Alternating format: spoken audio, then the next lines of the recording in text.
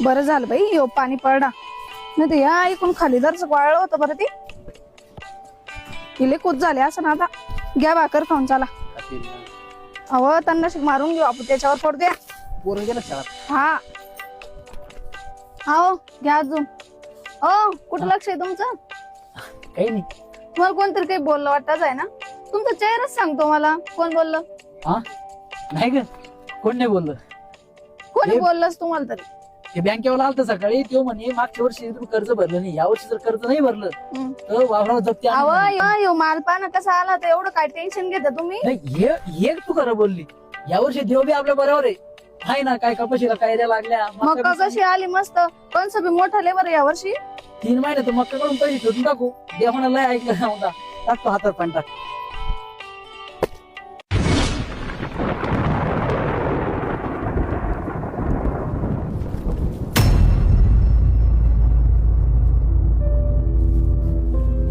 अरे काय तोंडाचा पडत पडला नाही रे तू आणि असा पडला तर तोंडातला येल घास घेऊन गेला रे तू रडू नका होय सगळं नीट होईन रडू नका हो काय करायचं तर करतो. तू जाय घरला. रडू नका जा घरला.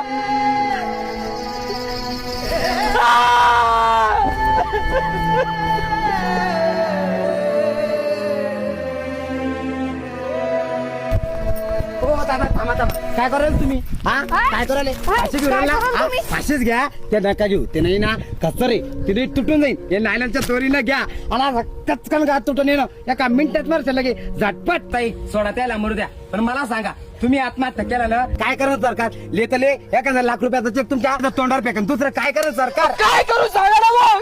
काय करू. कधी ओला दुष्काळ तर कधी कोरडा दुष्काळ आमच्या पाचवीला पुजलेलाच असतो.